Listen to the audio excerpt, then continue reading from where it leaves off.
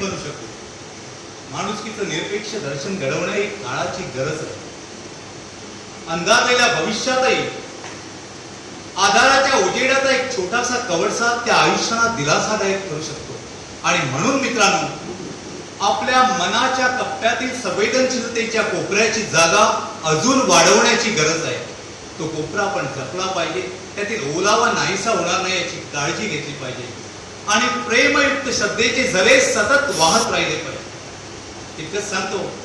इथं जमलेल्या सर्व विद्यार्थ्यांना त्यांच्या 10वीच्या परीक्षेत सुयश चिंतितो. त्यांच्या उज्ज्वल भवितव्यासाठी परमेश्वरापाशी प्रार्थना करतो.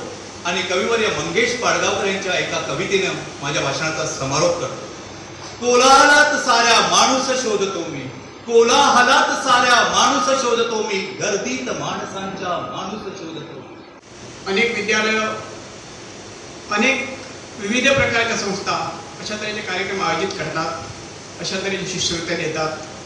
परंतु मला मुद्दाम उल्लेख करायचा आहे आणि मुद्दाम अभिनंदन करायचं आहे, धन्यवाद द्यायचे आहेत या ऊर्जा फाउंडेशनच्या संस्थापकांना आणि त्यांच्या सदस्यांना. कारण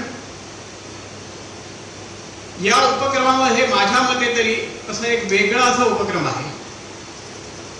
शिष्यवृत्ती विद्यार्थ्यांना देताना ज्या संस्थामार्फत हा उपक्रम राबवला जातो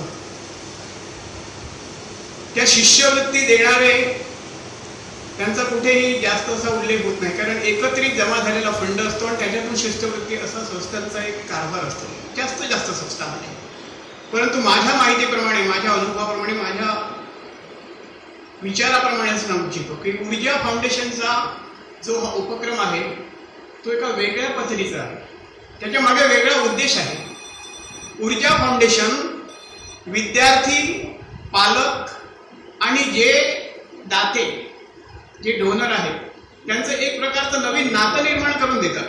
मुलाच्या जीवनाला वळण देणारं हे एकमेव इट्स अ टर्निंग पॉइंट, क्रांतिकारक अशा प्रकारचं वळण आहे. यातलं पर्सेंटेज आहे पुढच्या कुठल्याही इंटरव्ह्यूला, कुठेही तुम्ही कोर्सला जाणार असाल, SSC 12 यांचे मार्क्स पहिल्यांदा बघितले जातात. आणि त्याच्यातला अडथळा हे मेंदूमध्ये अभ्यास करताना ॲमिग्डाला जो आहे त्याला नीट सावरण्यासाठी मन प्रसन्न असलं पाहिजे. त्यामुळे घरातलं वातावरण, भांडणं थांबली पाहिजे, किरकिर थांबली पाहिजे. आणखी सांगतो, अभ्यास कर अभ्यास कर अभ्यास कर अभ्यास कर असं 100 वेळा मुलांना म्हणू नका. त्यामुळे त्याची ॲलर्जी होते मुलांना, अलीकडे म्हणू नका.